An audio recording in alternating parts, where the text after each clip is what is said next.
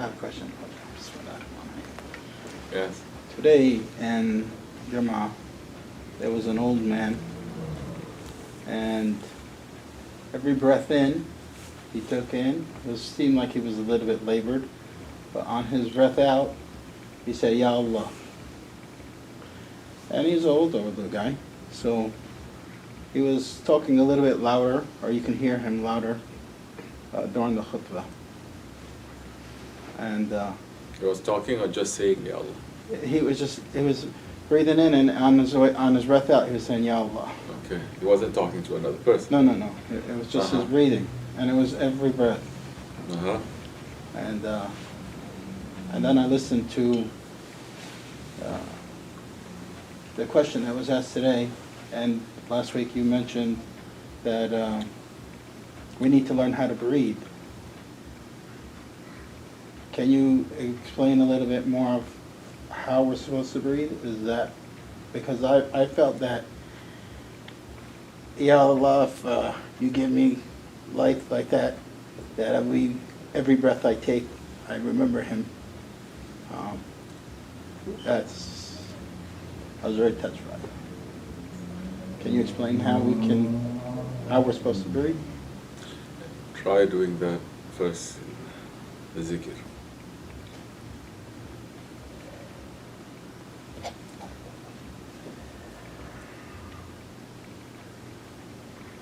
As you know, awareness of breath, it is one of the 10 principles of the Naqshbandi order. It is very difficult, it is very heavy. Shaykh Effendi never spoke about it. He mentioned a little bit here and there. Because murids these days, they cannot carry not even one principle of the Naqshbandi order. But the power of the sheikhs, it is so strong that we don't have to. We just hold on to their jubba, and they can carry us. In the old days, yes, the murids have to go into seclusion. In the old days, yes, they have to practice all this awareness of breath, awareness of time, awareness of steps, awareness of numbers, all this. But you cannot do that now. Impossible right now. Circumstances are different, situation is different. People don't even know how to enter into a toilet. How are we going to be really aware of our breath? You understand? They know how to enter into a toilet. They don't know how to have a quiet, clean heart in the presence of others, in the presence of the shaykh. How are you going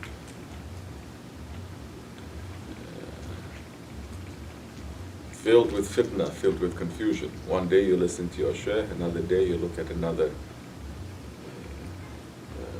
confusing YouTube video talking about the same subject but completely opposite kind of things. What a Naqshbandi means. Naqsh, that embroidery, that tattoo, that seal that is there in your heart. I say yes, the Naqsh of Allah, of course. But the way to Allah, it is through the Prophet, it is through your shaykh. Why we have a lot of pictures of our shaykh to remind us? Because the hadith is saying, there are men, when you look at them, they will remind you of Allah. In the old days, you don't need these pictures. Because once you take bayat with the shaykh is sealed in your heart. You close your eyes, all you see is your shaykh. All you see is your shaykh. Everywhere you go to see your shaykh. Just as Holy Prophet ﷺ, after he was visited by Jibreel alayhi salam,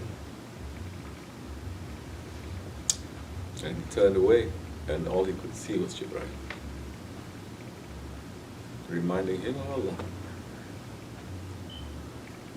So it is real. Cannot really open so many things because conditions are different. People cannot carry it. We're living in haram, we eat in haram. We're in the system with that halifa. So many things. But we can take some lesson. Generally, as a lesson, we can take You're making zikr. That's why I'm always screaming at New Jersey. Why are you making zikr? The zikr is weak.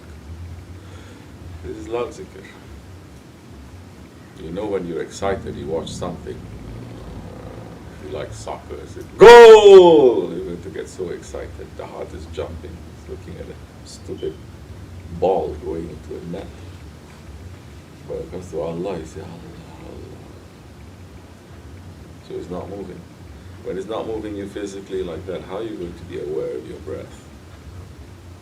Aware of what breath? Who is giving you that high? Who is giving you that high? To be aware. And not to be wasting that breath. At least now in zikr. People are aware of following the shaykh.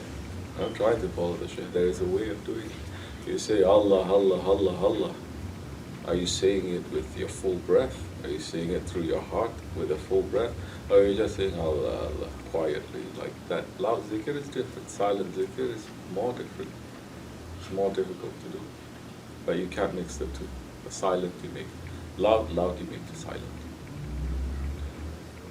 And at least now, making these loud zikr, to have some discipline with your breath, not to breathe any way that you want to. So it's a big thing, but cannot carry it too much. If you want to watch yourself, just say loud zikr. Just be aware of your breath. Don't breathe in wastefully. Don't breathe out wastefully. Especially when saying the name of Allah or Ismail Husna, saying La ilaha illallah. Pull in with a certain number, breathe out with a certain number. Be aware.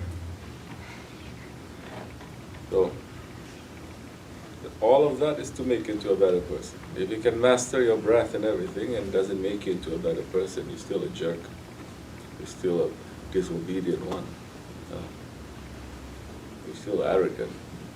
It's nothing. So many of these yogi-bogis, they know how to control their breath better than us. But it's not bringing them to Jannah. So we're still in the very beginning stage. So many, they don't even have submission to the shaykh.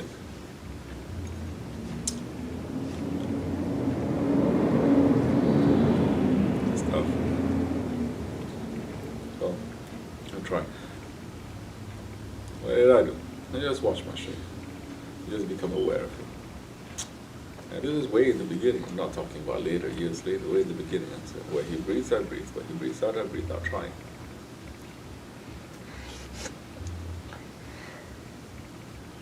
So, you can do it, good. If you can't do it, it's okay. Do other things.